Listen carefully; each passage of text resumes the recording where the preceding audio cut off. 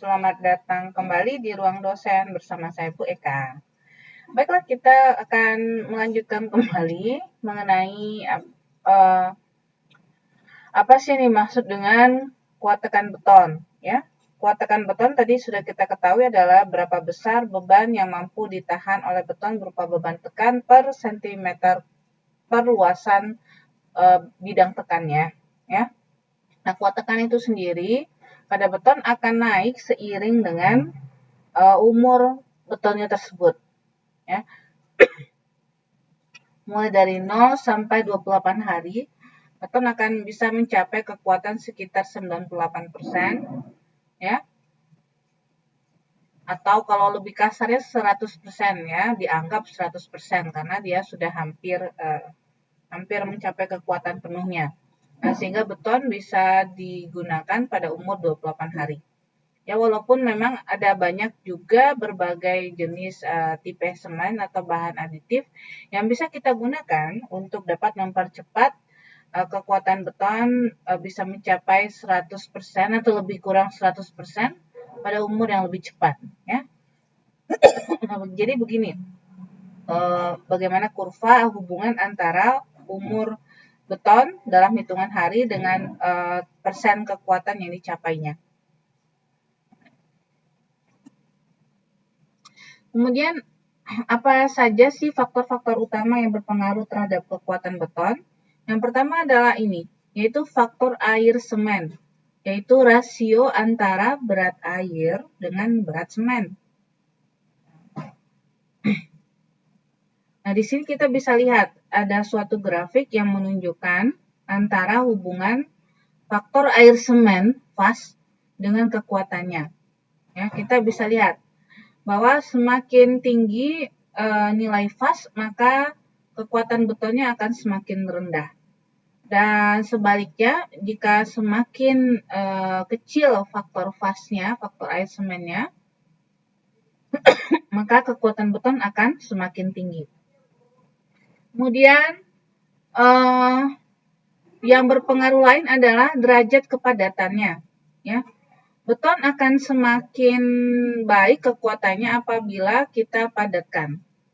Kenapa pemadatan beton itu akan berpengaruh terhadap kekuatannya? Itu dikarenakan pada saat kita memadatkan, kita mengguncang dan menggetarkan beton sehingga udara yang ada di dalam beton itu akan keluar prinsipnya, ya. Nah, dengan demikian nanti beton itu akan lebih padat. Kemudian mutu beton juga akan tentunya sangat dipengaruhi oleh material atau bahan yang digunakan untuk campuran beton. Nah, pasir atau kerikil yang digunakan akan sangat berpengaruh. Ya, misalnya berat jenis pasir itu jika besar, maka dia akan menghasilkan beton yang lebih kuat dan lebih berat. Sedangkan untuk kerikil, maka tingkat keausan kerikilnya ya itu akan sangat berpengaruh juga terhadap kuat tekan beton yang dihasilkan. Kekerasan butiran akan berpengaruh terhadap beton karena pasir dan kerikil itu di sini adalah berupa bahan pengisi, ya, pengisi beton. Jadi ini sangat akan berpengaruh terhadap beton yang kita hasilkan. Lalu kemudian perawatan atau curing itu juga akan berpengaruh terhadap mutu beton atau kekuatan beton kita. Nah, ini adalah suatu grafik yang menunjukkan hubungan antara umur beton dengan kekuatannya pada berbagai durasi perawatan beton. Ya, di sini kita lihat ada perawatan beton selama 28 hari penuh, perawatan beton selama 7 hari, perawatan beton selama 3 hari, dan beton tanpa perawatan. Ya. Sini kita bisa lihat, ya, beton yang tanpa perawatan itu akan memiliki kualitas atau kekuatan beton yang jauh lebih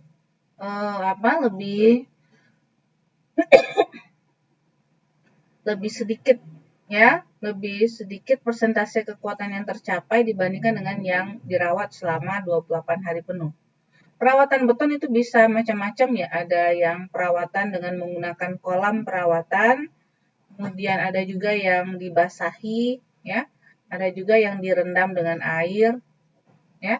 Nah, jadi berbagai macam ya jenis perawatan beton. Nanti kita akan pelajari jenis-jenis perawatan beton yang ada, ya.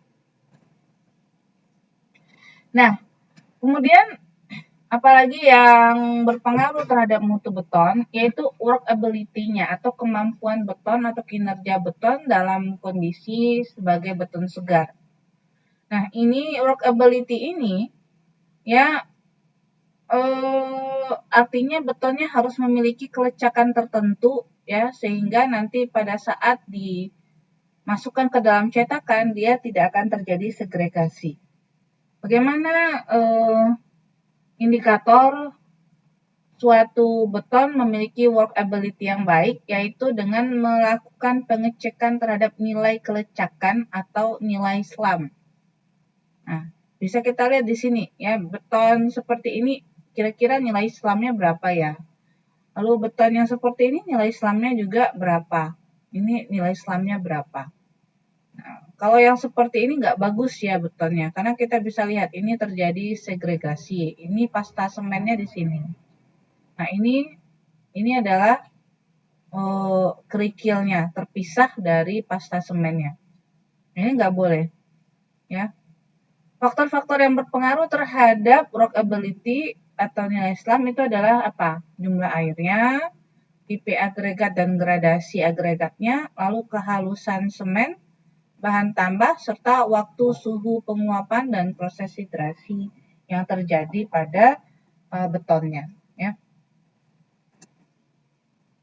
Nah, ini adalah hal lain yang berpengaruh terhadap mutu beton. Yang tadi kita sebutkan yaitu durability-nya. Bahwa beton pada umur kekuatan di perencanaan atau pada bangunan pada awal waktu pembangunan itu mutu kekuatannya itu harus sama selama umur rencana pelayanan dan juga sampai pada akhirnya.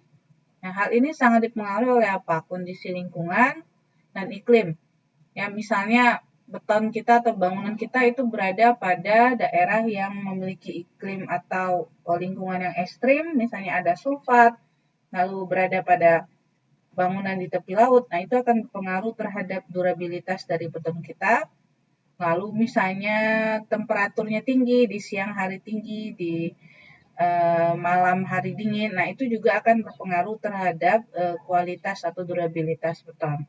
Kemudian faktor air semen ya, karena faktor air semen itu akan sangat berpengaruh juga terhadap nilai SLAM-nya ya. Nah, kemudian kadar semen. Nah, berapa semen yang ada ya? Maksudnya adalah nilai silikanya, nilai kandungan kimia pada beton juga akan berpengaruh. Kemudian banyaknya semen yang diberikan pada beton, kalau semennya kurang maka tentu pelekat dari agregat-agregatnya juga akan kurang. Nah, itu akan berpengaruh terhadap durabilitas beton.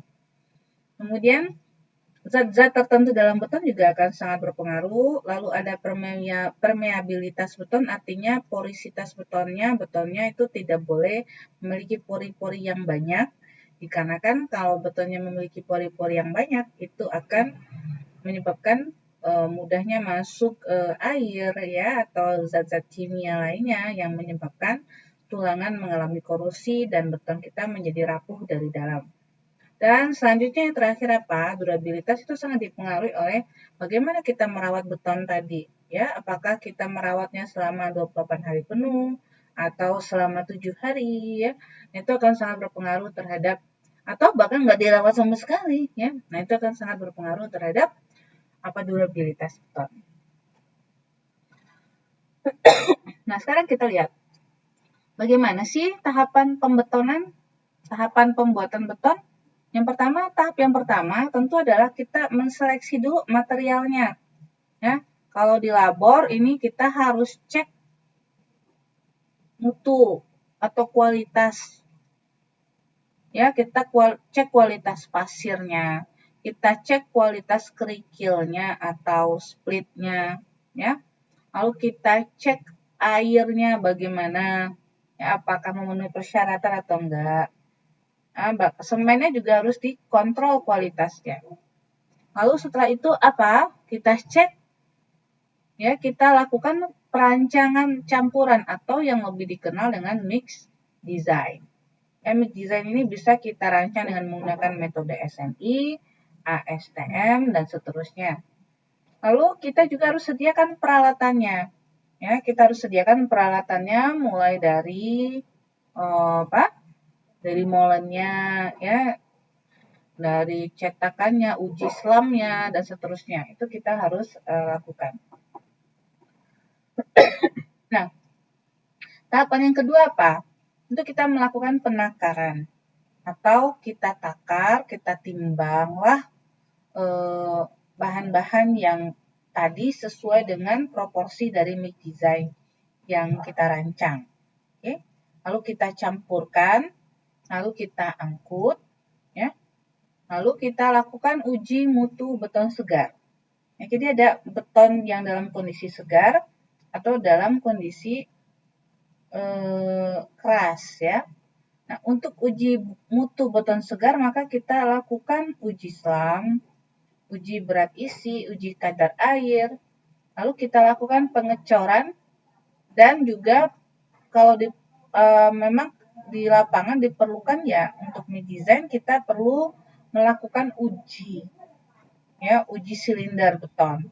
Yaitu kita masukkanlah beton segar yang sudah kita buat tadi ke dalam silinder beton untuk kemudian kita uji. Lalu kemudian kita lakukan pemadatan dan penyelesaian akhir. Lalu jangan lupa ini harus dirawat, di curing selama 28 hari dengan metode-metode yang baik. Ya. Nah, ini adalah standar-standar yang digunakan dalam pekerjaan beton. Yang pertama, ini kita pakai standar SNI 7974 tahun 2013 mengenai spesifikasi air pencampur yang digunakan dalam produksi beton semen hidrolis yang diadopsi dari ASTM C1602016. Ini ada ya ininya, bagaimana cara menguji airnya, ya. Lalu untuk yang lain, ya, kita juga cek mutu kualitas beton atau uji semen, ya, uji pengujian semen itu bisa kita gunakan ada SNI 8363 tahun 2017, ada 7064 ya untuk semen PCC, ada untuk semen Portland Pozzolan ya PPC ya untuk SNI 0302 tahun 2014. Lalu ada juga pengujian dan kualitas untuk semen Portland OPC tipe 1 sampai 5 itu tahun 2049 sampai 2000 tahun nomor 2049 tahun 2015 ya. Lalu ada juga spesifikasi semen slag untuk digunakan dalam beton atau mortar. Lalu ada juga spesifikasi abu terbang atau fly ash, batu bara, dan pozzolan alam menggunakan SNI 2460 tahun 2014. Lalu kita juga bisa pakai ya standar yang lain untuk bahan tambah dan penggunaan bahan tambah kimia dalam beton. Apakah itu bahan tambah itu ada macam-macam ya, ada yang tipe A yaitu untuk water reducer untuk mengurangi air di dalam beton. Kemudian ada tipe B retarder, kemudian ada tipe accelerator yaitu untuk mempercepat pengerasan pada beton. Ada tipe D yaitu untuk water reducer dan retarder ya untuk mengurangi pengerasan untuk memperlambat pengerasan beton. Lalu ada water reducer accelerator tipe E, ada high range water reducer, dan yang tipe G juga ada. Itu bisa kita lihat SNI-nya pada SNI 2495 tahun 91 atau surat edaran tentang ini ya untuk penggunaan bahan tambah kimia dalam beton nomor 22 tahun 2015. Nah, ini mengenai agregat itu bisa kita pakai SNI 8321 tahun 2016 mengenai spesifikasi agregat beton yang bisa kita pakai dalam beton. Nah, untuk metode pengujian untuk agregat itu bisa kita lakukan yang pertama metode uji untuk analisis saringan dengan menggunakan SNI dengan mengadopsi ASTM 7C136 tahun 2012. Lalu kita juga bisa uji keausan agregatnya dengan mesin abrasi Los Angeles, yaitu memakai SNI 2417. Lalu kita juga uji metode uji bahan organik dalam agregat halus untuk beton dengan menggunakan SNI 2816 tahun 2014. Lalu metode uji bahan yang lebih halus dari saringan nomor 200, yaitu memakai SNI ASTM 7117 2012. Nah, untuk pedoman tata cara penentuan campuran beton ini untuk melakukan pencampuran atau mix design-nya kita pakai SE nomor 07 tahun 2016. Lalu kita juga pakai tata cara pemilihan proporsi untuk beton normal, beton berat, dan beton massa itu pakai SNI 7656. Lalu pakai tata cara perencanaan campuran beton berkekuatan tinggi dengan semen Portland dan abu terbang memakai SNI 036468 tahun 2000. Dan bagaimana tata cara pengadukan dan pengecoran beton SNI 033976 tahun 1995. Nah, ini bagaimana kita melakukan pengujian pada beton segar, itu kita pakai SNI 4433 ya. Bagaimana cara pemakaian beton segar, lalu ada juga tentang bagaimana contoh uji beton segar, itu kita pakai SNI 2458. Bagaimana cara menguji ini selam pada beton, itu kita pakai SNI 1972 ya.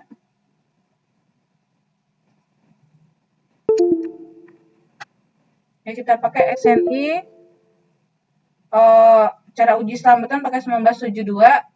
Lalu metode uji passing ability beton untuk beton yang memadat sendiri, ada ya beton yang memadat sendiri. Jadi kalau beton normal itu harus kita padatkan dengan menggunakan berbagai metode pemadatan, mulai dari menusuk-nusuk, menggetarkan, ya dengan menggunakan vibrator. Namun ada juga beton yang bisa memadat sendiri, dia memiliki kelecakan, namun kelecakan tertentu, ya itu kita buat metode ujinya dengan menggunakan SNI 8309 2016 dan seterusnya ya. Ada juga bagaimana cara untuk melakukan pekerjaan beton, ya itu pakai SNI ASTM 7C309. Yaitu bagaimana spesifikasi komponen cair beton membran untuk perawatan beton, ya. Lalu ada juga bagaimana spesifikasi beton struktural, itu pakai SNI 6880 2016. Spesifikasi pelaksanaan jalan dan jembatan itu SNI 2018 ya. Lalu ada juga cara uji kuat tekan beton dengan benda uji silinder yang dicetak, itu pakai SNI 1974 tahun 2011. Lalu cara uji kuat lentur beton normal itu SNI 4431 tahun 2011. Lalu bagaimana untuk melakukan pengujian beton inti, yaitu kita mengekstrak beton atau silinder beton dari beton yang sudah mengeras, itu memakai SNI 2492 tahun 2008 atau mengadopsi ASTM C42 atau C42M 2M13 ya. Sedangkan untuk menguji modulus elastisitas statis dan rasio Poisson beton dengan kompresometer itu pakai SNI 034169 1996 ya. Masih banyak lagi ya. Ini ada juga bagaimana melakukan uji angka pantul beton keras, itu yang pakai hammer test tadi. Kita pakai SNI ASTM C805 tahun 2012. Lalu kita juga bisa pakai metode UPV, yaitu uji kecepatan rambat gelombang melalui beton, pakai SNI ASTM C597 tahun 2019. Ya. Lalu untuk pengujian potensial setengah sel baja tulangan di dalam beton, ini adalah untuk menguji karat pada tulangan itu kita pakai SNI 036444 2000. Nah, ini adalah berbagai penggunaan beton dalam konstruksi jalan dan jembatan, ya. Ini untuk jembatan, ya. Ada juga ini untuk jalan tol, jalan provinsi atau kabupaten, itu banyak juga digunakan. Bahkan untuk jalan pedesaan dan jalan lingkungan itu juga memakai material beton. Ya. Ya. Nah, ini ya fungsi dan peranan beton dalam konstruksi jembatan banyak digunakan untuk gelagarnya, ya, untuk pier-nya juga banyak dipakai. Dan juga banyak dipakai untuk struktur beton prategang, yaitu suatu struktur beton prategang itu adalah suatu sistem beton khusus dengan cara memberikan tegangan tekan awal tertentu pada komponen struktur, ya, sebelum menerima beban luar yang direncanakan. Nah, ini adalah bagaimana fungsi dan peranan beton dalam konstruksi jalan beton, ya. Ini plat betonnya ada di sini, ya, dengan ketebalan dan mutu tertentu, ya, sebagai komponen utama perkerasan kaku. Nah, sekarang kita lihat ya bagaimana sih fungsi dari perawatan beton tadi, ya. Perawatan beton itu akan sangat berpengaruh terhadap proses hidrasi beton. Ya, kita bisa lihat. Ini ada stage tahapan-tahapan pengerjaan pembetonan. Yang pertama adalah pengadukan, lalu ada pengecoran, pemadatan, dan penyelesaian, lalu ada fase perawatan, lalu ada fase pembukaan cetakan, dan lalu ada fase pembebanan. Nah, ini adalah fase-fase proses pembetonan. Nah, di sini kita bisa lihat bahwa pengadukan itu umumnya sekitar 15 menit, ya. Nah, di sini panas hidrasinya ya sangat tinggi, ya. Sangat tinggi panas hidrasinya. Kalau Anda pegang itu beton, ya, dalam kondisi panas hidrasi yang tinggi akan terasa sangat panas, gitu ya, dan mungkin kulitnya bisa pecah-pecah, gitu ya. Nah, pada proses berikutnya adalah proses pengecoran, pemadatan, dan penyelesaian. Ini adalah saat beton itu dimasukkan ke dalam cetakan beton. Nah, ini kira-kira yang boleh berlangsung waktunya antara waktu pengikatannya itu adalah sekitar 2-4 jam. Ini disebut sebagai waktu pengikatan awal. Nah, pada kondisi ini panas hidrasinya agak sedikit menurun, ya, karena mungkin ada proses pengadukan, ya, ada terkena udara luar, gitu ya, selama ini ada proses pemindahan, transportasi, dan seterusnya. Nah, lalu dia mulai mengeras. Nah, sehingga dia mencapai proses pengikatan akhir. Ini waktu yang dibutuhkan untuk proses mulai dari sini sampai proses pengikatan akhir itu antara 2-4 jam berikutnya. Lalu dia, nah, ini sangat penting, ya, proses ini. Di sinilah kita melakukan perawatan beton, ya. Nah, perawatan beton sampai nanti 28 hari. Lalu berikutnya kita buka cetakannya, ya, kita buka cetakannya. Nanti setelah itu baru kemudian kita lakukan pembebanan pada beton tersebut, ya. Nah, ini adalah beberapa proses pada pembetonan, perawatannya seperti apa, ya. Ini adalah transport dan pemasukan atau pencetakan beton, ya, beton segar, lalu ini penyelesaian akhirnya, lalu ini adalah proses perawatannya, ya, ini ditutupi dengan kain yang basah, ya. Lalu ini adalah proses penyelesaian akhir, ini adalah pada pekerjaan jalan. Ini contoh-contoh perawatan beton yang salah, ya. Ini seharusnya betonnya ditutupi dari seluruh permukaan betonnya ditutupi dengan kain basah. Nah, ini pengertian yang salah, ya. Berarti yang di sini nggak ada, terus bagian yang di sini juga tidak mendapatkan perawatan yang seharusnya, ya. Nah, ini kesalahan lain yang terjadi ini adalah bagaimana kesalahan pada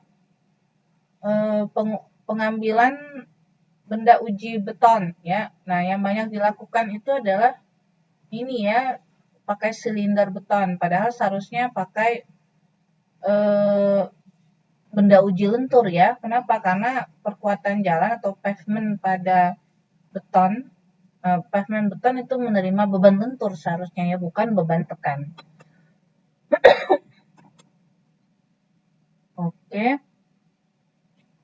Nah, ini adalah bagaimana rasio berat bahan ya untuk menghasilkan beton ya yang pada umumnya dilakukan ya. Contohnya di sini ada semen Portland umumnya dipakai 23%, air itu sekitar 6%, kemudian agregat halus sekitar 31% dalam kondisi SST, agregat kasar sekitar 4%, ya, dan agregat kasar yang 3/4 itu 3/8 ya ini 3/8, yang 3/4 itu 36%. Dan ini adalah bagaimana kuat tekan yang dihasilkan untuk silinder beton jika kita menggunakan semen OPC, semen PPC, dan semen PCC. Ya. Ini sudah dijelaskan ya tadi. Dan ini bagaimana kita melakukan evaluasi beton, mutu beton. Ya, ini kita cek dulu betonnya ya sehingga kita mendapatkan nilai FCR-nya, lalu kemudian kita dapatkan kuat tekan rata-ratanya ya 3210/14 dari jumlah kuat tekan beton yang ada. Nah, ini kekuatan rata-ratanya dapat sekian. Kemudian kita lakukan perhitungan standar deviasinya ya, yaitu dari FCI dikurangi FCM-nya ya. Yaitu FCI-nya dikuadratkan ya, 29,3 dikurangi ya ini dari 200 dikurangi 229,3 ya, kemudian dikuadratkan. Nah, lalu nanti sigmanya ini dan kita bagi dengan jumlah benda uji dikurangi dengan 1. Nah, ini kita dapatlah standar deviasi untuk betonnya ya. Lalu nanti kita dapat hitung FCK-nya adalah kekuatan rata-rata betonnya dikurangi dengan 1,64 dikalikan dengan ini ya 1,1 dikalikan dengan standar deviasi yang kita peroleh. Lalu kita cek terhadap kuat tekan yang diizinkan. Kalau misal yang direncanakan, kalau misalnya seperti ini, kalau misalnya FCK yang kita dapatkan nilainya kurang dari nilai silinder beton atau beton yang dirancang itu, maka berarti tidak bisa diterima.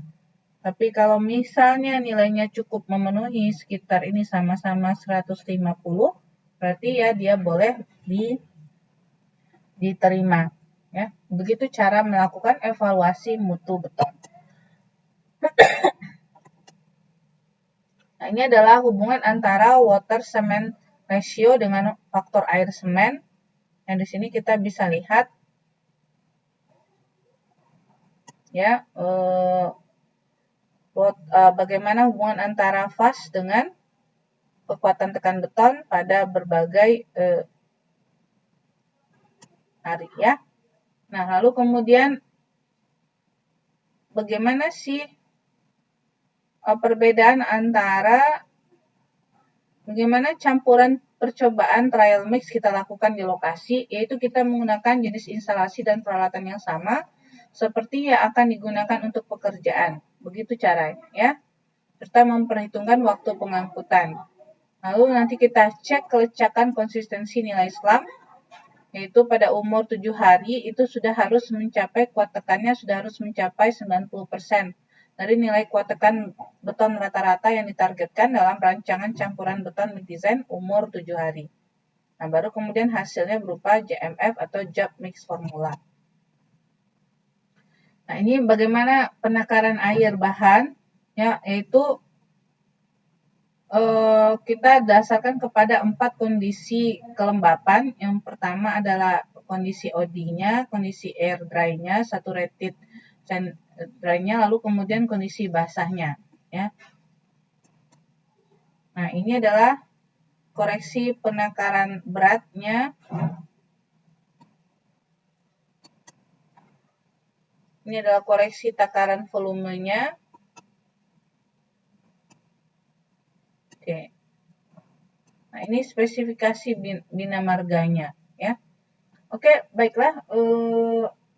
Mengenai hal ini nanti akan kita lanjutkan bagaimana cara untuk merancang atau mengoreksi penakaran berat pada beton untuk mendesain job mix formulanya. Kuliah hari ini kita cukupkan dulu sampai di sini, ya. Jangan lupa like and subscribe. Assalamualaikum warahmatullahi wabarakatuh.